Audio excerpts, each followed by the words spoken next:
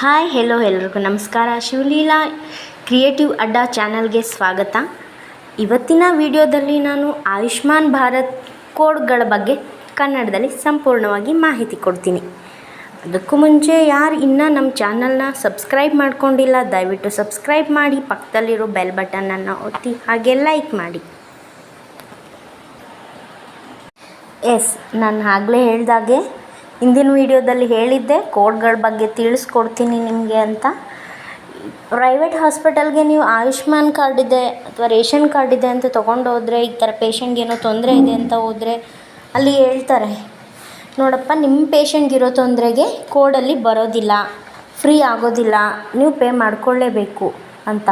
ಏನು ಈ ಕೋಡ್ ಅಂದರೆ ಏನು, ಹೇಗೆ ಇದು ಅನ್ನೋದರ ಬಗ್ಗೆನೇ ನಾನಿವತ್ತು ಹೇಳಕೊಟ್ಟಿರೋದು.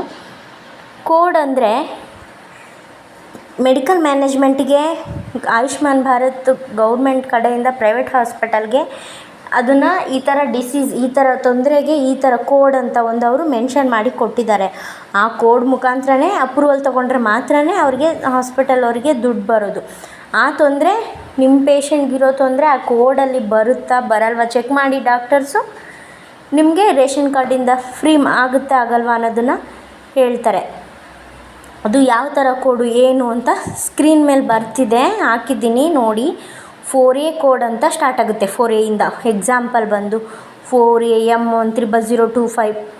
ಈ ಕೆಲವು ಪಾಯ್ಸನ್ ತೊಗೊಂಡಿರೋರು, ಸ್ನೇಕ್ ಬೈಟ್ ಆಗಿರೋರು, ರೆಸ್ಪಿರೇಟ್ರಿ ಪ್ರಾಬ್ಲಮ್, TB ಕಾಯಿಲೆ, ಸ್ಟ್ರೋಕ್ ಆಗಿರೋರು, ಮತ್ತು ಏನು ಪಿಡ್ಸು, ಎಪಿಲಿಪ್ಸಿ ಏನು ಹೇಳ್ತೀವಿ ಅದು, ಈ ಥರ ಇನ್ನೂ ಮುಂತಾದ ತೊಂದರೆಗಳಿಗೆ ಮೆಡಿಕಲ್ ಮ್ಯಾನೇಜ್ಮೆಂಟಲ್ಲಿ ಬರುತ್ತೆ.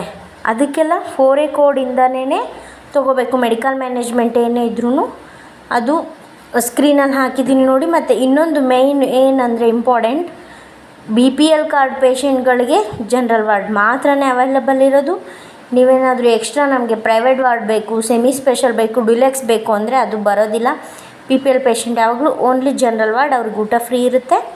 ಜನರಲ್ ವಾರ್ಡ್ ಪೇಷಂಟ್ಸ್, BPL ಪೇಷಂಟ್ಸ್ಗೆ ವಾರ್ಡ್ ಚಾರ್ಜ್ ಎಲ್ಲ ಇನ್ಕ್ಲೂಡ್ ಆಗಿ ಅವರು ಯಾವ ಬೆಡ್ಡಲ್ಲಿದ್ದಾರೆ, ಈ ಜನರಲ್ ವಾರ್ಡಲ್ಲಿದ್ದರೆ ಅದಕ್ಕೆ ಒಂದು ಪ್ಯಾಕೇಜ್ ಕೋಡ್ ಬರುತ್ತೆ. ಪೇಷಂಟ್ ICUನಲ್ಲಿದ್ದರೆ ಅದಕ್ಕೆ ಪ್ಯಾಕೇಜ್ ಕೋಡ್ ಸಪ್ರೇಟ್ ಬರುತ್ತೆ.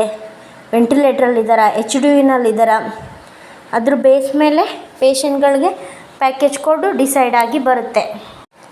ಮತ್ತು ಅದೇ ಥರ ಸೇಮ್ ಈಗ ಸರ್ಜರಿಗಳಿಗೆ ಆದರೂ ಕೂಡ ಅಷ್ಟೇ. ಸರ್ಜರಿಗೂ ಕೆಲವೊಂದು ಸರ್ಜರಿಗಳಿಗೆ 4A ಕೋಡ್ ಅಂತ ಬರುತ್ತೆ. ಅದು ಕೂಡ ಸ್ಕ್ರೀನಲ್ಲಿ ಹಾಕಿದ್ದೀನಿ ನೋಡಿ. ಸರ್ಜರೀಸ್ಗಳಿಗೆ ಅದು 4A ಕೋಡ್ ಅಂತ ಬರುತ್ತೆ. ಇನ್ನೂ ಕೆಲವೊಂದು ಸರ್ಜರಿ 4A ಕೋಡ್ ಅಂದರೆ ಅದಕ್ಕೆ ರೆಫರಲ್ ಲೆಟರ್ ಅವಶ್ಯಕತೆ ಇರೋದಿಲ್ಲ. ರೆಫರಲ್ ಲೆಟರ್ ಬಗ್ಗೆ ಹೇಳ್ತೀನಿ, ಅದಕ್ಕೆ ಸಪ್ರೇಟ್ ವೀಡಿಯೋ ಮಾಡಿ ಹಾಕಬೇಕು, ಅದು ಹೇಗಿರುತ್ತೆ ಏನು ಎತ್ತ ಅಂತ. ಅದಲ್ಲದೆ 2B ಕೋಡು 3A ಇಂದ ಸ್ಟಾರ್ಟ್ ಆಗುತ್ತೆ, 2B ಇಂದ ಸ್ಟಾರ್ಟ್ ಆಗುತ್ತೆ. 2B ಮತ್ತು 3A ಇಂದ ಸ್ಟಾರ್ಟ್ ಆಗೋ ಎಲ್ಲ ಸರ್ಜರಿ ಕೋಡ್ಗಳಿಗೂ ರೆಫರಲ್ ಲೆಟರ್ ಪ್ರೈವೇಟ್ ಹಾಸ್ಪಿಟಲ್ಗೆ ಕಂಪಲ್ಸರಿ. ವಿತೌಟ್ ರೆಫರಲ್ ಲೆಟರ್ ಅವರು ಸರ್ಜರಿ ಮಾಡಿದ್ರೆ ಹಾಸ್ಪಿಟಲ್ ಅವರಿಗೆ ದುಡ್ಡು ಬರೋದಿಲ್ಲ. ಕೆಲವೊಂದು ಕೇಸಸ್ಸು ಸ್ಕ್ರೀನ್ ಮೇಲೆ ಕಾಣ್ತಿದೆ ನೋಡಿ. 2B ಕೋಡು ಮತ್ತು 3A ಕೋಡು ಅಂತ ಅದು ಸರ್ಜರಿ ಕೋಡ್ಗಳು. ಅದು ನಿಮ್ಮ ಏನು ತೊಂದರೆ ಇದೆ, ಆಪ್ರೇಷನ್ ಬರೋದಿದ್ದರೆ ಆ ಕೋಡಲ್ಲಿ ಡಾಕ್ಟರ್ ಹೇಳ್ತಾರೆ ನಿಮ್ಮ ತಾಲೂಕು ಗೌರ್ಮೆಂಟ್ ಹಾಸ್ಪಿಟಲಿಂದ ರೆಫರಲ್ ಲೆಟರ್ ಅಂತ ತೊಗೊಬಂದು ಸರ್ಜರಿ ಮಾಡಿಸ್ಕೋಬೇಕು. ಮತ್ತು ಯಾವುದು ಬರಲ್ಲ ಪ್ರೈವೇಟ್ ಹಾಸ್ಪಿಟಲ್ಗೆ ಅನ್ನೋದನ್ನು ಕೂಡ ನಾನು ಹಾಕಿದ್ದೀನಿ ಅಲ್ಲಿ ಸ್ಕ್ರೀನ್ ಮೇಲೆ ನೋಡಿ. 2A ಕೋಡ್ ಅಂತ ಇದೆ. ಆ 2A ಕೋಡ್ ಏನಿದ್ರು ಗೌರ್ಮೆಂಟ್ ಹಾಸ್ಪಿಟಲಲ್ಲಿ ಮಾತ್ರ ನಿಮಗೆ ಆ ಸರ್ಜರೀಸ್ ಆಗಿರ್ಬೋದು, ಟ್ರೀಟ್ಮೆಂಟ್ ಆಗಿರ್ಬೋದು ಫ್ರೀ ಇರೋದು. ಪ್ರೈವೇಟ್ ಹಾಸ್ಪಿಟಲ್ಗೆ ಅದು ಫ್ರೀ ಬರಲ್ಲ. ಇದನ್ನೇ ಡಾಕ್ಟರ್ ಹೇಳೋದು, ನಮ್ಮಲ್ಲಿ ಫ್ರೀ ಇಲ್ಲಮ್ಮ ಅಥವಾ ಫ್ರೀ ಬರಲ್ಲ ಅಂತ ಹೇಳಿದ್ರೆ, ಯಾಕೆ ಬರಲ್ಲ, ಗೌರ್ಮೆಂಟ್ ಅವ್ರು ಹೇಳಿದ್ದಾರೆ ಎಲ್ಲ ಫ್ರೀ ಆಗುತ್ತೆ ಅಂತ ಹೇಳಿದ್ದಾರೆ, 5 ಲಕ್ಷ ತನಕ ಫ್ರೀ ಇದೆ ನೀವು ಮಾಡಿಕೊಡಿ ಅಂತೆಲ್ಲ. ಆ ಥರ ಎಲ್ಲ ಕೇಳಿದ್ರೆ ಅಲ್ಲಿ ಬಂದರೆ ಅವ್ರು ಮಾಡಿಕೊಡ್ತಾರೆ. 2A ಕೋಡ್ ಅಂತ ಬಂದರೆ ಅದು only for government hospital treatments. Private ಹಾಸ್ಪಿಟಲ್ಸಿಗೆಲ್ಲ ಅವ್ರಿಗೆ ಕೊಡೋಕ್ಕೆ ಬರಲ್ಲ. ಅದರಿಂದ ಗೌರ್ಮೆಂಟ್ ಹಾಸ್ಪಿಟ್ಲು ಕೂಡ ಇಂಪ್ರೂವ್ ಆಗಬೇಕು, ಗೌರ್ಮೆಂಟ್ಗೂ ಕೂಡ ದುಡ್ಡು ಬರಬೇಕು ಅಂತಲೇ ಈ ಥರ ಮಾಡಿಕೊಂಡಿರೋದು. ಇನ್ನು ಹೆಚ್ಚಿನ ಮಾಹಿತಿಗಾಗಿ ಮುಂದಿನ ವಿಡಿಯೋದಲ್ಲಿ ನಾನು ತಿಳಿಸ್ಕೊಡ್ತೀನಿ ರೆಫರಲ್ ಲೆಟರ್ ಬಗ್ಗೆ.